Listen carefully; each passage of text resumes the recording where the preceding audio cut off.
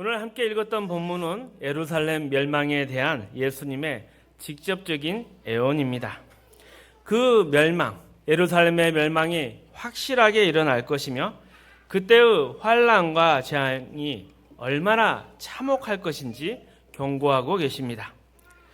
그 중에서도 너희가 도망하는 일이 겨울이나 안식일이 되지 않도록 기도하라. 이렇게 말씀하신 이유는 이스라엘 팔레스타인 지방은 겨울에 비가 오게 되면 길이 진창이 되어서 걷기가 힘들어집니다.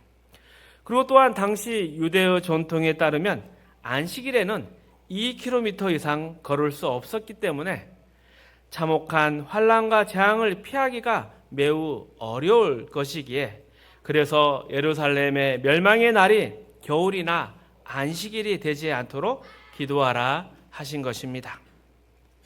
또한 예수님은 창세 이후에 이런 큰 환난이 없었다.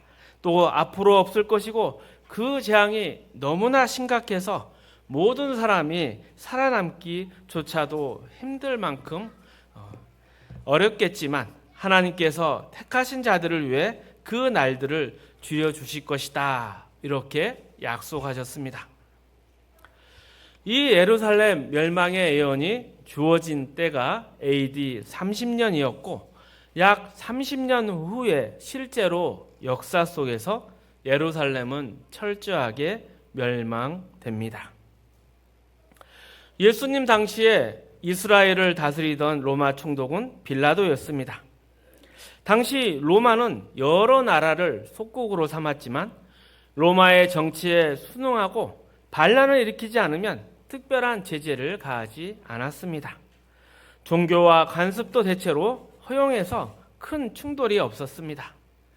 그런데 빌라도 총독 이후에 왔던 총독들이 유대인의 종교적 정서를 무시하는 행동들을 하면서 그 갈등이 깊어지고 결국 AD 66년에 전국적인 반란이 일어나게 됩니다. 이 반란을 진압하기 위해서 AD 67년에 로마 황제 네로는 베스파시아누스, 베스파 장군을 보냅니다. 그는 예루살렘을 종교적 중심지로 보고 공격하기 위해서 먼저 주변의 요새들을 다 무너뜨리고 지방의 작은 반란들을 제압하면서 차근차근 예루살렘을 압박해가는 전략을 세웠습니다. 그런데 이런 과정이 오히려 이스라엘이 저항할 준비할 시간을 더 벌어주어서 치열한 전쟁으로 전개되는 것입니다. 그러다가 AD 69년에 네로가 죽자 진압 사령관이었던 베스파가 황제가 되었고 그의 아들 티투스를 대신 보내 예루살렘을 공격하게 합니다. 티투스도 도시를 포위하고 식량과 물을 끊어서 굶겨서 항복시키려고 했는데 뜻밖의 돌발 상황으로 인해서 병사들이 성에 난입해서 예루살렘은 AD 70년에 무너지고 말았습니다. 이때가 6월절이어서 예루살렘에는 약 100만 명 가까운 유대인들이 모여 있었는데 그 중에 약 10만 명이 죽었고 약 9만 7천 명이 포로가 되었다는 역사적 기록이 있습니다. 그러니 5명 중에 1명이 사망하고 잡혀가는 참혹한 상황이 벌어졌습니다. 그리고 만약 처음 장군의 계획대로 포위 작전이 길어졌다면 아마 살아남은 사람은 거의 없었을 것입니다. 이처럼 예루살렘이 무너진 뒤에도 이스라엘은 끝까지 저항을 했는데 그러한 요새 중에 하나가 마사다입니다. 이 마사다는 높은 절벽 지형이어서 3년 동안 더 버티게 되었는데 마지막에 남아있던 960명 가운데 딱 7명의 여자와 아이를 제외하고는 다 죽임을 당하거나 자결했다고 전해집니다. 이처럼 참혹한 예루살렘 멸망 사건은 모두 예수님께서 말씀하신 예언과 그대로 연결되어 있습니다. 그 날들이 얼마나 참혹한지 하나님께서 감하지 아니하면 모든 육체가 구원을 얻지 못하리라. 이 말씀이 실제 역사 속에서 일어났습니다. 오늘 본문은 이렇게 시작이 됩니다. 선지자 다니엘이 말한 멸망에 가증한 것이 거룩한 곳에 선 것을 보거든. 이 말씀은 구약의 다니엘서에 기록된 예언을 가리킵니다. 이방 나라가 침입을 해서 예루살렘 성전을 더럽히고 하나님을 모독하는 일을 말하는데 그것이 실제 역사 속에 그대로 나타났습니다. 헬라 제국을 만들었던 알렉산더 대왕이 죽고 나자 그 제국이 4개로 나뉘옵니다. 그 중에 팔레스타인을 다스렸던 장군이 안티오쿠스 에피파네스입니다. 그는 예루살렘을 함락시키고 성전 제단에서 하나님께 드리는 제사를 멈추게 한 뒤 대신 제우스에게 돼지의 피로 제사를 드리도록 했습니다. 이것이 바로 다니엘서에 기록된 멸망에 가증한 것이 거룩한 곳에 섰다. 이 역사적 사실을 가리키고 있습니다. 그런데 이 비슷한 일이 AD 70년에도 똑같이 일어납니다. 로마 군대가 예루살렘을 함락한 후에 성전에 로마의 깃발을 세워놓고 거기에다 분향을 합니다. 다니엘서 9장 27절에 멸망에 가증한 것이 날개를 의지하여 섰다라고 기록되어 있는데 로마의 상징이 독수리였다는 점을 생각하면 매우 사실적인 예언임을 알 수 있습니다. 이처럼 예수님은 예루살렘의 멸망을 예언하셨습니다. 예루살렘이 포위되면 도망갈 길이 없으니 유대에 있는 사람들은 산으로 다 피하라고 하셨습니다. 이 또한 실제로 로마 군대가 예루살렘을 공격하기 막 직전에 여러 지방의 반란을 정리할 때 그 시간을 이용해 많은 그리스도인들이 요단강을 건너 펠라, 성경의 지명으로는 데가볼리 지역으로 무사히 피난할 수 있었다는 교회사의 기록이 있습니다. 그렇다면 우리는 이 모든 말씀 그리고 역사에 일어난 사실들을 보며 이런 질문을 할 수 있습니다. 아니 어떻게 하나님 이 끔찍한 예루살렘 멸망이 과연 은혜롭고 자비로우신 하나님의 손길이 맞는가? 직관적으로 받아들이기 어렵고 우리의 신앙 정서와도 잘 맞지 않는 것처럼 보입니다. 그리고 계속 이 말씀을 읽고 있자니 불안함이 우리 마음 가운데 젖어듭니다. 그러나 이런 것들을 바로 잡기 위해서 믿는 자들이 이 사건에 대해서 어떻게 이해하는지 또 하나님의 섭리는 어떻게 바라봐야 하는지 우리는 더 깊이 고민해야 되고 또 그 말씀들을 잘 연구해야 할 것입니다. 이를 위해서 먼저 데살로니가 후서 1장 3절에서 9절 말씀 함께 읽어봅니다. 너희 형제들아 우리가 너희를 위하여 항상 하나님께 감사할지니 이것은 당연함은 너희의 믿음이 더욱 자라고 너희가 다 각기 서로 사랑함이 풍성함이니 그러므로 너희가 견디고 있는 모든 박해와 환난 중에서 너희 인내와 믿음으로 말미암아 하나님의 여러 교회에서 우리가 친히 자랑하노라. 이는 하나님의 공의로운 심판의 표요 너희로 하여금 하나님 나라에 합당한 자로 여김을 받게 하려 함이니 그 나라를 위하여 너희가 또한 고난을 받느니라. 너희로 환난을 받게 하는 자들에게는 환난으로 갚으시고 환난을 받는 너희에게는 우리와 함께 안식으로 갚으시는 것이 하나님의 공의이시니 주 예수께서 자기의 능력의 천사들과 함께 하늘로부터 불꽃 가운데 나타나실 때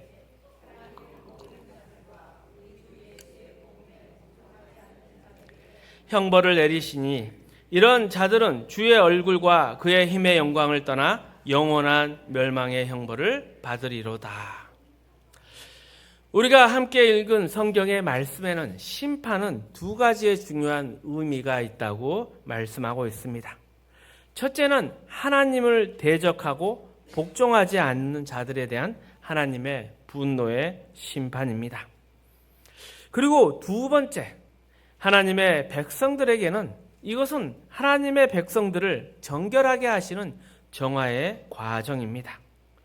즉 우리에게 심판은 하나님의 백성들이 더욱 하나님의 자녀답게 세워지도록 하는 하나님의 역사의 손길입니다. 그런데 예루살렘 멸망은 지금으로부터 2000년 전 일어난 사건입니다. 우리와는 시간적으로도 장소적으로 너무 멀리 떨어져 있어서 그 참혹함의 경고를 우리가 몸소 체험하기는 어렵습니다. 그렇다 보니 과거에 일어났던 그러한 일이 오늘날 우리에게는 무슨 의미가 있을까? 또 어떤 교훈을 줄 수 있을까? 이렇게 질문할 수 있습니다. 고린도전서 15장 50절에서 54절 말씀 함께 읽어봅니다. 형제들아 내가 이것을 말하노니 혈과 육은 하나님 나라를 이어받을 수 없고 또한 썩는 것은 썩지 아니한 것을 유업으로 받지 못하느니라. 보라 내가 너희에게 비밀을 말하노니 우리가 다 잠잘 것이 아니요 마지막 나팔에 순식간에 호련히 다 변화되리니 나팔 소리가 나매 죽은 자들이 썩지 아니할 것으로 다시 살아나고 우리도 변화되리라. 이 썩을 것이 반드시 썩지 아니할 것을 입겠고 이 죽을 것이 죽지 아니함을 입으리로다.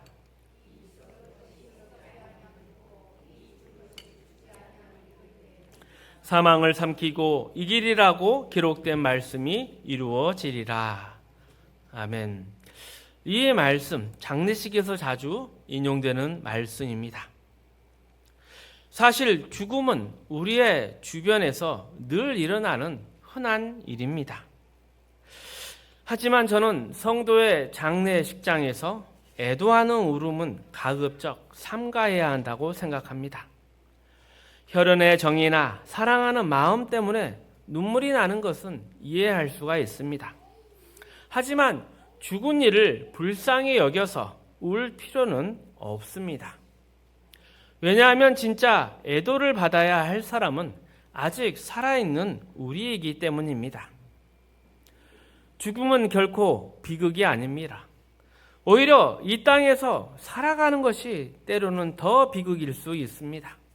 흔히 말하지 않습니까? 사는 게 지옥이다.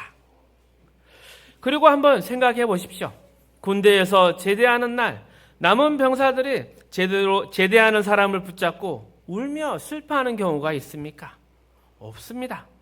오히려 제대하는 병사가 남은 사람들을 불쌍히 여깁니다. 야, 내가 지금 너라면 까마득한 군생활 차라리 자살하겠다. 이렇게 농담할 정도입니다. 믿는 자에게 죽음은 모든 것을 잃는 것도 실패하는 것도 망하는 것도 아닙니다. 오히려 죽음은 고통과 상처, 눈물이 있는 이 세상을 벗어나 영원한 생명과 참된 자유, 영광으로 들어가는 관문입니다.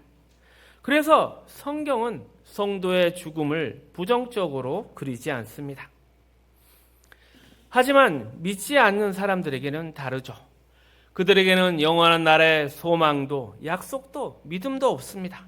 그러니 죽음이 끝일 수밖에 없습니다. 그래서 믿지 않는 자의 장례식에는 허망함과 통곡만이 남아 있습니다. 그리고 사실 그것은 죽은 사람을 위한 것이 아니라 끝없는 허무 앞에서 남은 자들이 자기 위안을 찾는 것뿐입니다. 그러나 우리는 다르죠. 죽음이 우리를 해할 수 없다는 것을 압니다. 오히려 죽음은 하나님의 큰 은혜의 손길입니다.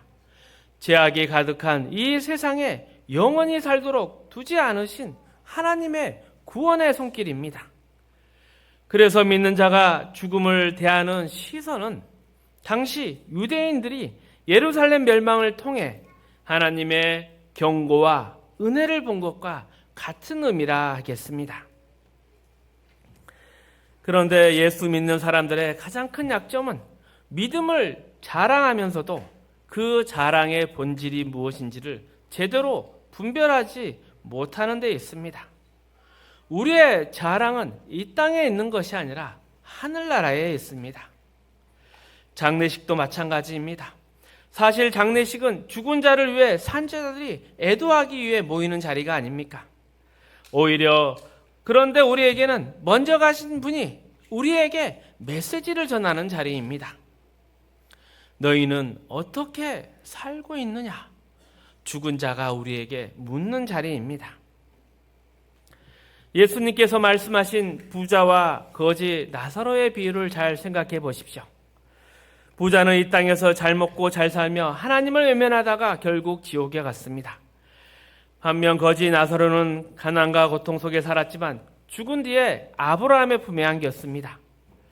지옥에 있던 부자가 나사로를 보며 물 한 방울만 찍어달라고 간청했지만 허락되지 않았습니다.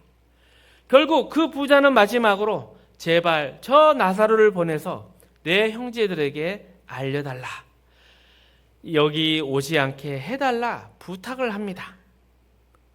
죽은 자가 우리에게 무슨 말을 전하고 싶어 하겠습니까? 하나님을 만날 준비를 하라. 기회 있을 때 세월을 낭비하지 말고 하나님 앞에 섰을 때 칭찬받는 삶을 지금부터라도 살아가라.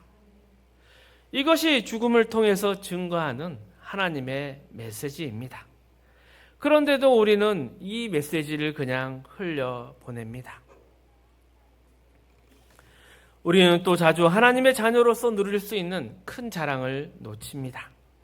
죽음도 흔들 수 없는 신분, 거룩에 속하고 영원에 속해 있는 것, 하나님의 속한 자로 천국에 상속된 자, 그 자랑을 우리는 잊어버린다는 말입니다.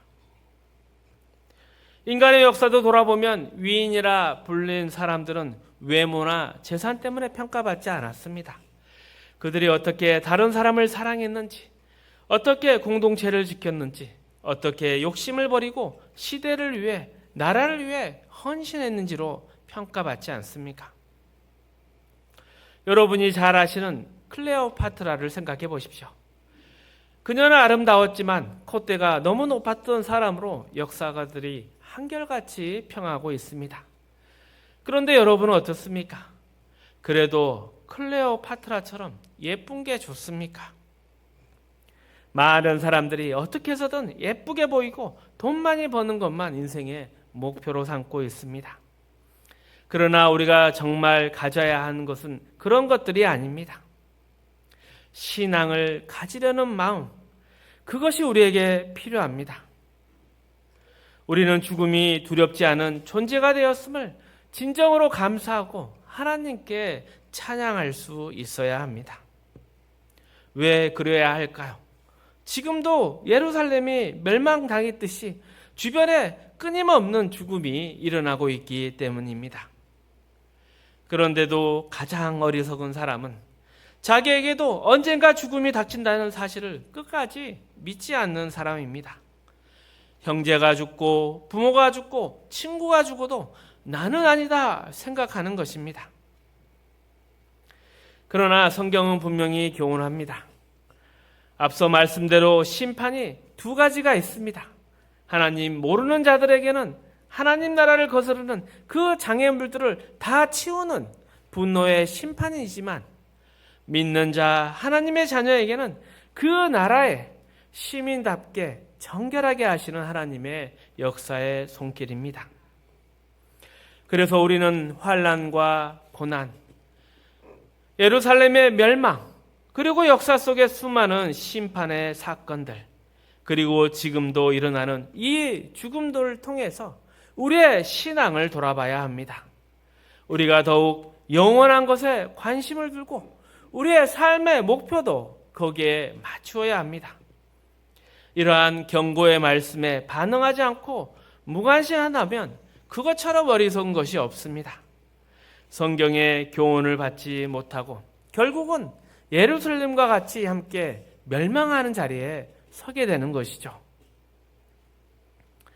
우리가 하나님의 자녀라는 이름으로 누리는 복이 무엇입니까? 세상 사람들이 볼 때에는 어려움과 고난, 비극과 슬픔으로 점철된 인생으로 보일 수 있습니다. 하지만 믿는 자에게는 그 모든 것이 멸망으로 가는 것이 아니라 결국 승리와 영광으로 가도록 하나님이 사용하시는 과정입니다. 여러분 혹시 억울한 일이 있습니까? 남보다 덜 가졌다고, 또 유명하지 못하다고, 건강하지 못하다고, 못생겨서 손해봤다고 생각하십니까? 아닙니다. 바로 그것이 더욱 여러분을 영적인 사람으로 만들어가는 하나님의 방법입니다. 만약 여러분이 원한 대로 더 가졌고 더 유명하고 더 잘났다면 오히려 멸망으로 끝났을지도 모릅니다. 지금 여러분이 여기에 앉아 있는 것이 바로 하나님이 부족함 없이 주신 풍성한 은혜임을 믿으시길 바랍니다. 그것이 하나님의 지혜요, 여러분을 향한 사랑입니다. 청춘이라는 것이 무엇입니까? 청춘은 넘치는 열정이 아직 지혜로 다스려지지 않는 시기인 것입니다. 여러분이 젊었을 때 돈이 많았다면 어떻게 되었을까요? 아마 망가진 인생이었을 가능성이 큽니다. 그런데 나이가 들어서야 돈이 생기는 것, 그것이 오히려 은혜 아니겠습니까? 이제는 돈이 있어도 함부로 쓰지를 못합니다. 그렇다면 돈을 잘 써야죠. 그거 가지고 자기 자랑, 자기 과시를 해서는 안 되는 것입니다. 하나님은 아무에게나 돈을 맡기지 않으십니다. 맡기셨다는 것은 그만큼 그것을 다스리고 또 쓰임받을 그릇이 되었다는 것을 인정했다는 뜻입니다. 혹 여러분에게 지혜를 맡기셨습니까? 그것도 맡기신 것 아닙니까? 여러분이 잘나서가 아니라 하나님이 맡기신 것입니다. 그러면 하나님의 뜻을 따라서 옆에 사람을 복되게 하고 섬기십시오. 또 가진 것이 많습니까? 혹 가진 것이 없습니까? 가진 것이 없는다 하더라도 그 부족하고 연약한 모습으로도 우리는 하나님을 증언할 수 있습니다. 우리의 인생의 목표가 세상이 아닌 것을 분명하게 드러낼 수 있습니다. 그래서 우리의 삶 가운데 우리가 자랑하고 감사해야 하는 것이 진짜 무엇인지 돌아봐야 합니다. 죽음조차도 우리를 위협할 수 없다는 사실, 세상 보기에 실패하고 약해 보이는 것들이 오히려 복이라는 것을 우리는 확인하고 받아들여야 합니다. 성경은 이렇게 말합니다. 믿는 자에게 비극이 없고 실패가 없다. 우리는 멸망당할 이 세상 속에 살지만 저 영원한 삶을 향해 부름받았다. 그리고 이 세상 앞에서 유일한 생명, 하나님을 아는 지식으로 그리스도의 향기를 바라도록 빛과 소금으로 부름을 받았다. 이것이 우리의 진짜 가치입니다. 그러니 사람들 앞에서 세상적인 것들로 나서려 하지 마십시오. 오히려 하나님의 자녀된 자로서 하나님 앞에 살아가며 그 은혜를 누리고 나눌 수 있다는 것을 인생의 기쁨으로, 보람으로 확인하시기를 바랍니다. 말씀을 정리하겠습니다. 오늘 말씀은 예루살렘 멸망에 대한 예수님의 예언입니다. 실제로 AD 70년에 그대로 성취되었고, 이것은 단순히 역사적 사건이 아니라 하나님의 심판과 섭리를 잘 보여주는 사건입니다. 하나님의 심판은 대적하는 자들에게 멸망이지만 하나님의 백성에게는 정결케 하시는 하나님의 은혜의 손길입니다. 죽음도 같은 것입니다. 믿지 않는 자에게는 끝이지만 믿는 자에게는 고통과 눈물이 끝나고 영원한 생명과 영광으로 들어가는 관문입니다. 그래서 성도는 죽음을 두려워하지 않습니다. 장례식은 죽은 이를 불쌍히 여기는 자리가 아니라 산자들이 나는 어떻게 살고 있나 이것을 돌아봐야 하는 자리입니다. 우리는 자주 외모나 재물, 명예 같은 세상적인 것들을 자랑하고 탐하지만 진짜 우리의 자랑은 하나님의 자녀라는 신분과 영원한 나라의 상속자라는 약속입니다. 그래서 지금의 고난과 부족함조차도 하나님이 우리를 온전케 빚어가는 과정임을 믿음으로 받아들일 수 있습니다. 그러니 오늘날 우리는 죽음과 심판 앞에서 영원을 준비하며 하나님의 자녀답게 세상 속에서 하나님을 드러내는 빛과 소금의 삶을 살아야 합니다. 이런 멋진 하나님의 자녀로 살아가시기를 축복합니다.